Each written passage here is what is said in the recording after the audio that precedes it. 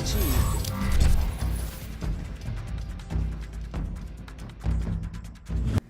Welcome back to Kamikaze Overdrive MMA Predictions. As always, I am your host, Scott Johnson, and on this episode of the show, we're taking a look at the upcoming UFC Fight Night 39. There's a little bit of discrepancy there as far as 38, 39. I'm going to call it UFC Fight Night 39, which will take place on Sunday, March 23rd in Brazil. So, yes, Sunday night, kind of a nice change of pace. I'm looking forward to an extra day off between events. I'll be breaking down the 6 main card fights for you. All my preliminary predictions will be available at kamikazeoverdrive.net. I'm coming off a pretty lackluster showing at my last event, which I was pretty disappointed with my overall effort. I went 7-6. My bet packs were very unproductive. So what I'm saying here is you buy the bet pack for this show. If it does not produce a winning night, I will give you the bet pack password for the next show absolutely free. The ups and downs of gambling are there, and that's always an issue. Nonetheless, I appreciate you buying my bet packs, and I hopefully will turn it around this show as I have in the not-too-distant past, a couple shows with some big profits. Either way, 6 fights, lots of times to break down, so let's get into the first one now. Our opening fight of the night takes place in the UFC's featherweight division as 14-4-0 Hani Jason takes on Super Steven Siler with a record of 23-11-0. Now, Jason's coming off a brutal knockout loss against Jeremy Stephens, which also took place in Brazil, so he'll be very motivated coming into this fight. Steven Siler lost a very physical battle against Dennis Bermudez where he was beaten up for the most part, but he hung around and showed his heart and durability. Physically, Siler will have a 4-inch height advantage, whilst Hani Jason surprisingly will have a 3-inch reach advantage. Now, both guys have a high rate of finishing their opponents. Hani Jason, 12 of 13 wins have come by finish, 4 knockouts, 8 submissions. Siler, 16 of 23 victories are also inside the distance, 3 knockouts and 13 submissions, but he's also 7-2 in decisions, so he can put the points on the board and take it to the judges with a victory. Siler, a lot of losses, though, by finish overall. 4 knockout defeats, 5 submission defeats, but he's never been finished in 7 UFC fights, which is the top level the guy's been fighting at, so he must have tightened some things up since his earlier career. Now, Hani Jason's a BJJ black belt and a judo orange belt. He's also a black belt in kickboxing. The guy has some nice credentials as far as grappling and striking is concerned. He has some decent power, very quick hands. He likes to throw a nice short left hook, which he hurts Sam Cecilia with. He also has a nice flying knee, which he cracks Cecilia with as well, and he can do it in a short range and put it on a guy's chin with a little wind-up. He also likes to go to the body as well, which can be a very effective weapon of slowing an opponent down. In the Cecilia fight, he dropped him and finished him with some heavy shots. He can also counter-strike, which effectively worked well there. But he can be drawn into a brawl, which certainly is a little bit of a concern. As he could get clipped. As we saw against Jeremy Stephens, his chin isn't 100% bulletproof, and that's something you want to have to watch against a guy like Steven Siler, who can crack with the best of them. Statistically, he averages 3.42 strikes landed per minute against 2.96 strikes absorbed, so he has a little bit of an edge there, which is a nice thing to have in your back pocket. On the mat, he can throw some flash submissions. He's very quick with his legs. His hips are very mobile. We saw him catch Mike Wilkinson with a quick guillotine and put him out very quickly. He's very aggressive off his back, and he has a very strong guard when put in those situations. So wrestling-wise, he doesn't have big takedown numbers, only 0.57 takedowns at 33%. A lot of his fights, if they go to the ground, either his opponent takes him down or it's the result of someone getting caught with a quick shot. Now, Steven Siler, he's very solid in the clinch. He's a very strong clinch fighter. Control and do his damage with elbows, with knees, and really bust his opponent up. He likes to fight at close range despite being a very lanky fighter, which is a bit of a concern because it takes that reach advantage out of play. Strikes landed per minute, 3.29. Strikes absorbed, 3.21. Very close there, and that's not something against Hani Jason you want to be exchanging shot for shot with the guy because he certainly has power as well. I expect Siler's going to have a little bit of trouble with the speed of Jason. We saw that as an issue against Dennis Bermudez, especially as the fight gets in closer and close range shots start to fly. Siler's very good on the mat. We saw him submit Joey Gambino. He has a decent guard, and again, that's a product of his long limbs being able to attack submissions that other guys can't get, but he has had trouble with other capable ground fighters. Bermudez put him on his back 6 times, Elkin 6 as well, and Kurt Holobaugh landed just a single takedown but controlled Siler for the entire second round of that matchup.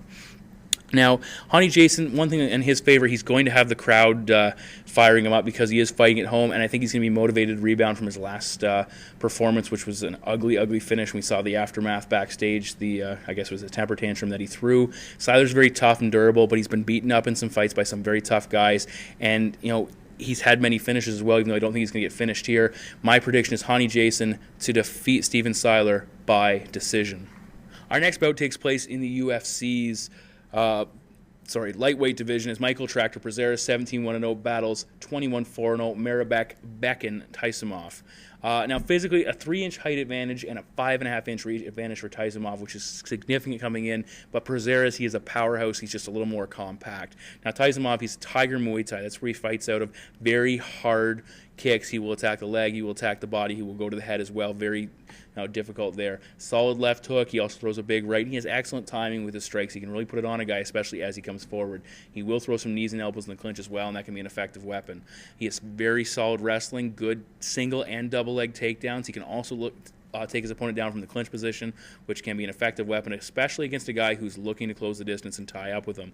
Very active top game. We saw him cut through his last opponent's guard with relative ease, and he's trained in Brazilian Jiu-Jitsu as well. He has excellent cardio. Despite the lack of fights going the distance, he has shown he can continue fighting without having a drop-off in performance. Now, he has finished all of his wins but his UFC debut. 10 wins by knockout, 9 wins by submission. He has been knocked out once and subbed once, and he has 2 decision losses on his resume as well. His last stoppage loss, though, came late in 2010, and so he's had 4 years to really round out his skills, and it's certainly showing up. Now, Michael Prazeres, he's 1-1 in the UFC, which his debut loss was the only loss of his career, and he took it at welterweight in his debut against Paulo Thiago, and he really struggled with Thiago's size in that fight. He was taken down twice, and it was a decision defeat. He really had some issues with his cardio as well. Now, he's a BJJ player, very strong grappler, 8 submissions overall. When he fought Jesse Ronson, he smothered him and really took it to him in the fight early on. He was all over him. He was constantly looking for the rear naked choke, which seems to be a submission of choice for him. He has good timing on his takedowns, good level changes when he attacked Ronson, success versus opponents. But the thing is, keep in mind, he had a lot of success versus an opponent who was fighting tall, and that's something Ronson really wasn't fighting to defend the takedown, and that makes Prazeres look far more effective than maybe he would have been against a fighter more prepared to deal with his wrestling. Not good takedown defense, Prazeres. Ronson, he's been taken down 7 times over his career, which is something, or in the UFC so far, which is certainly a concern. Now, the only thing is, Ronson kept getting up, and that tells you if Prazeres can't hold a guy like Jesse Ronson down, how is he going to do against Taisumov, who's a very good wrestler?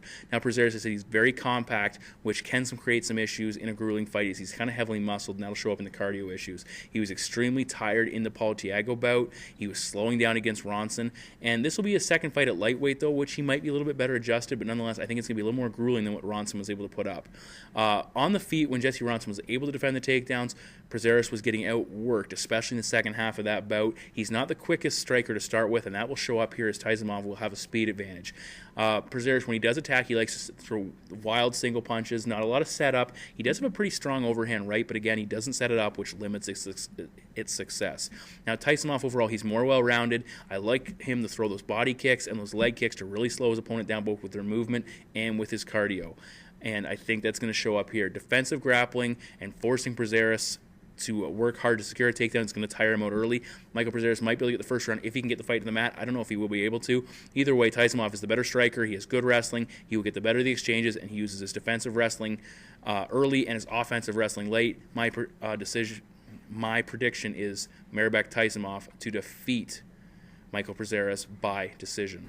At the midway mark of the main card, we're in the UFC's light heavyweight division as Fabio Maldonado, 26-0, battles 11-4-0 Gian Villante. Now, coming into this bout, Villante, he's carrying a 3-2 record in Strikeforce, and he's gone 1-1 in the UFC so far. Maldonado, on the other hand, 3-3 overall, but he's riding a 2-fight winning streak in the promotion. Now, Maldonado, he comes from a boxing background, and he's 12-1 in fights ended by knockout, with that lone knockout loss coming against Glover Teixeira, which was absolutely a one-sided beatdown. Villante, though, 7-2 in fights ended by knockout. One of his losses came at heavyweight, and one of his losses came due to injury, so he's got a pretty solid chin nonetheless. Villante comes from a wrestling and football background, so he's very athletic. Now, Fabio Maldonado, the book on him, he's got a good chin, he's got a very solid jab, really knows how to work those body shots effectively, and can slow down his opponent with those body shots. He does not have one-punch KO power, which is a concern for a guy who wants to keep the fight standing. His striking defense is a major question mark. He lets his opponents hit him. He'll even invite him in to let them tag him with a big shot, and that's not good, especially in a close fight. Strikes landed per minute, 5.72, but he gets hit at a rate of 4.34, and if he's getting cracked with harder shots, that will show up in the long run. And in the last fight against Joey Beltran, he was getting hit with the right hand repeatedly, and that you do not want to have that against Gian Villante. Now, he has a poor fight IQ as far as I'm concerned. Very bad defensive grappling. Struggled to keep Beltran off him in the cage and the mat, and he couldn't create that separation. That's why I say he has a poor fight IQ. He knew he needed to get off the cage and fight that bout at distance, and he purposely kept it there for a number of different times where he had a chance to get off the wall. Now, Kingsbury took him down as well, 5 times overall. Glover Teixeira put him down 2. Even Hollett, the Canadian fighter, put him on his backside twice, even though Fabio eventually rallied to win that bout. Not much to offer off his back as far as the Brazilian is concerned, which is a concern considering he is a BJJ brown belt. He has not looked good on the ground. The impact of taking too much damage over his career, I believe, is starting to catch up with him. It's slowing him down, especially as the fight progresses. Now, Villante, he's had trouble getting started in bouts, both versus OSP and in his last fight. He took a lot of shots early and did not look good. In Strikeforce, he lost his opening 2 bouts. He seems to be a slow starter, and it takes a little bit to get accustomed to his new surroundings. We'll see if that shows up here in his 3rd UFC appearance.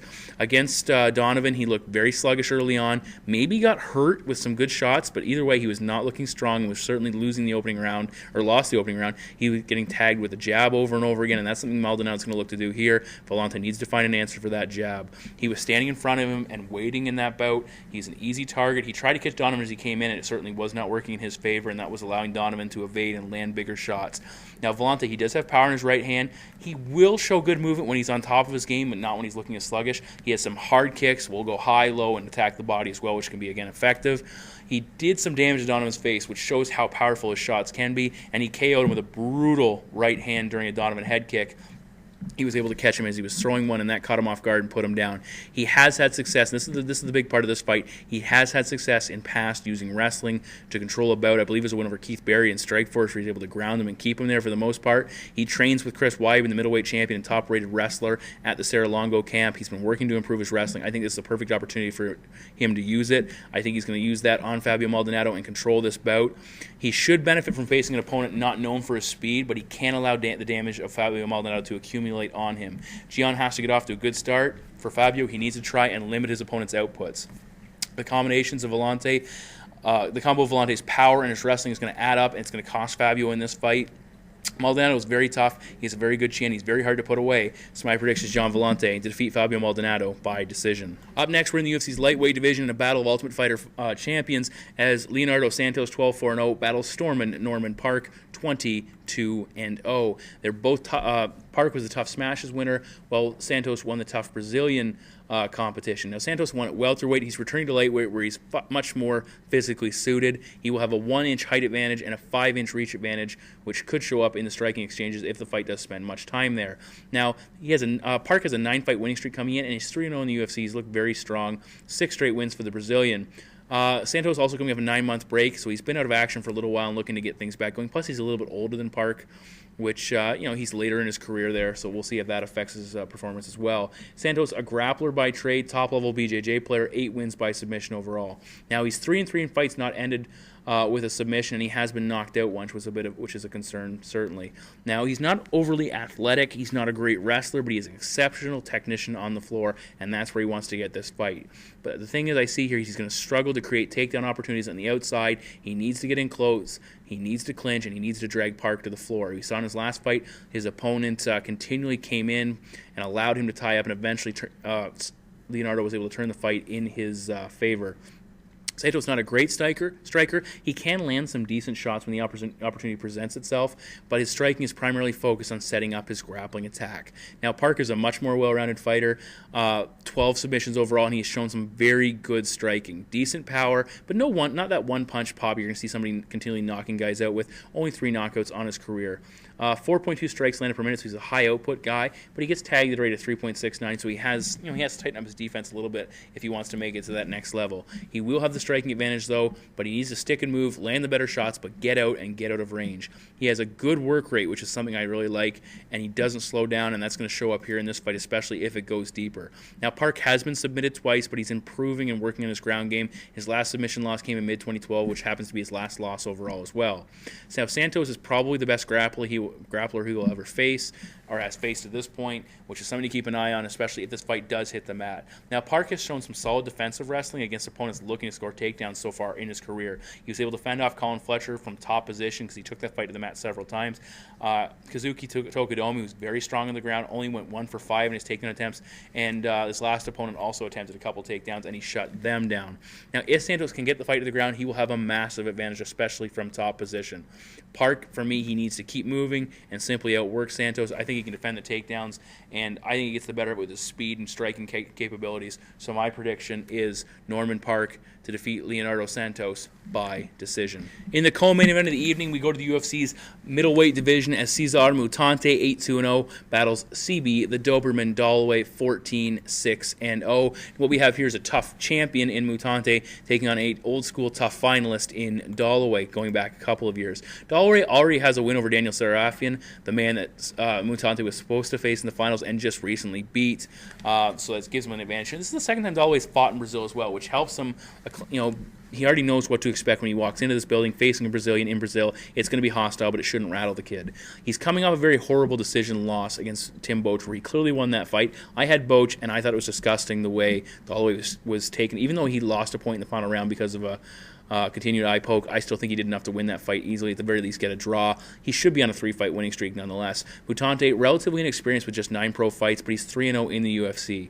CB, he's an NCAA Division I wrestler, BJJ blue belt. Mutante, a BJJ black belt and a capoeira master, so very well versed on the ground and on the feet. Mutante, though, struggled a little with the striking of Daniel Serafian.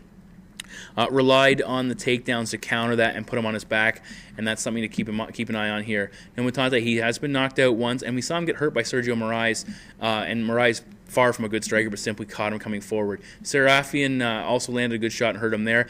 Mutante tends to leave himself open when he's attacking and doesn't worry about his defensive striking when he's going on the offense, and that can cost a guy, especially against a decent striker like CB Dollaway. He likes to use that capoeira style to attempt spinning attacks, but it creates openings for his opponent to get the fight to the mat, and that's a major problem against a guy like Dollaway. At the very least, if he doesn't take the fight to the ground, there's going to be some openings for him to attack and counter-strike. Also, Mutante, he likes to fight a little bit tall for my liking, which is something a wrestler wants to see. And this is the first time he's faced an American wrestler, and that can be a major issue for a guy and even though he's training at the Black Zillion camp with some pretty good wrestlers, fighting a wrestler and training with a wrestler are two entirely different things.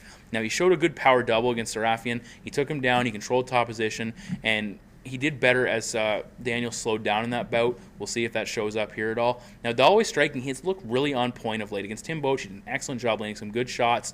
Early on, he has some decent leg kicks going on. His combinations look pretty well, and he locked up a solid tie clinch and did some damage as well from that position. Overall, I felt he showed a new level of confidence, which was something to take note of. He was throwing his hands up in the air, kind of mocking Boetsch. I wish he kind of pushed the pace a little bit more to secure those rounds. Nonetheless, he was getting the better of all the exchanges in that bout. Now, his chin has been a bit of an issue. He was stopped twice in his career, once by a huge shot from Mark Munoz, and once simply because he exhausted himself against Jared Hammond, and Hammond came back and put him away. But even Jason Miller clipped him with a big shot and hurt him in that fight, and that's something not overly, doesn't give you a lot of confidence against a striker like Mutante. But CB Dollaway, excellent wrestling, offensively and defensively. 3.99 takedowns at 53%. He's landed 24 completions in his last 8 fights. He had 3 versus a very good wrestler in Tim Boetsch. Against Daniel Serafian, he put him on his back twice. He took Mark Munoz down in that fight, which is not an easy accomplishment either. Now, he took, again, going back to the Jason Miller fight, he took Miller down a couple of times and kept him on his back all fight. It wasn't overly impressive performance, but it was an effective performance. 86% takedown defense when you're looking at the defensive side of things. We have to go back 7 fights the last time he was taken down, and Serafian tried to put him on the mat and went 0 for 6 in that category, and that's something Mutante might not have at his disposal here. Now, we did see CB had a little bit of trouble with the speed of Serafian up early in that fight, but he clipped him and hurt him, and that certainly helped him turn the tide. The low stature of also Daniel would have made it difficult for a very tall man like CB to get in and get an effective takedown. If CB can keep this fight standing, it takes away a massive part of Mutante's game, which is his BJJ and his top control. Mutante, he's going to have the crowd support, but I think Dollaway has the wrestling advantage, and I think he's the better striker overall, which might catch some people off guard. And I think Dollaway's going to clip him with a big shot, so my prediction is CB Dollaway to defeat Cesar Mutante by TKO. We now move to the main event, and a fight a lot of people have been looking forward to. The number 7th ranked light heavyweight and former champion Mauricio Shogun Hua, 22-8-0, battles number 8th ranked former Strikeforce and Pride multi-division champion Dan Hendo Henderson, 29-11-0. Now, this is a rematch from their 2011 Classic. It was a very entertaining fight, a little bit sloppy for people who like more technical bouts. Nonetheless, it was a great bout start to finish. Dan wanted an upset, which I predicted. A lot of people had Shogun going into that fight. I felt Dan was in a good place, and he took that fight home. Now, Dan put it on Shogun early in that bout, landed some good combinations, some big shots, and nearly finished him, but it was Shogun who rallied late when Dan started to gas out. He nearly pulled off the comeback. Some 10-8s could have been awarded in that fight. I felt they were certainly warranted, and it was an interesting outcome. One thing to take a look at, though, Shogun was the better wrestler in that bout. He landed 5 takedowns. Again, it could have had something to do with Dan gassing, but 5 takedowns to Dan's 1, and outlanded him in strikes 191 to 113. He really poured it on in the second half of that bout and nearly stole a fight that was all Dan Henderson early. Now, that was Dan's 4th win in a row. It was his return to the UFC. He had just KO'd Fedor and was looking at a title shot. For Shogun, he had just come off a rebound victory over Forrest Griffin after dropping the title. Since those bouts, Dan missed all of 2012 coming off a knee injury, lost 3 fights in a row now, so he's certainly, and he's coming off a big knockout loss, and he's certainly heading down in his career. Shogun 2-2 since that bout. He stopped Brandon Vera and James Tahuna, submitted by Chael Sonnen, and decision against top-ranked light heavyweight Alexander Gustafsson. Now, the testosterone replacement therapy is no longer a factor as far as Dan Henderson is concerned, and we'll see if that shows up. Does that affect him? Secondly, Dan's coming off the first knockout of his career. Is his vaunted chin a thing of the past? He was able to hold up so well before. Is it no longer going to be a factor in his bouts and certainly cause him to start having to change his style or losing as a result? Dan has been struggling with more diverse strikers. That's something we saw with Lyoto Machida and Rashad Evans, and he got caught by Vitor with the KO. That's something, if Shogun can be more diverse, that's a major issue. The big question for Dan, can he land that H-bomb? Can he land that massive shot and put his opponent away?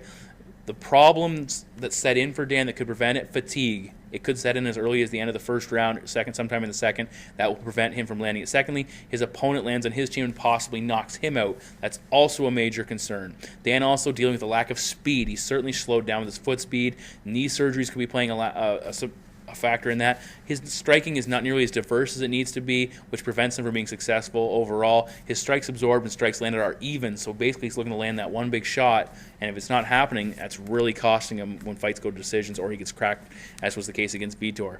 Dan overall 16-11 in fights where he does not score a knockout, and his last knockout one was against Fedor, so it shows how ineffective he is. He can still win fights, but he's not nearly the dominant fighter when he can't KO his opponent. Shogun, he's a shell of his former self as well, unfortunately, but he did knock out James Tahuna, which shows he is far from done. He held against Alexander Gustafsson, he held in there very well. And against Chael, he simply got caught early on. Even though I picked Chael, I thought Shogun got caught early on in a submission and got put away, which is very disappointing. He should be motivated to come back from that fight. We saw that against Tahuna, and I expect the same thing here.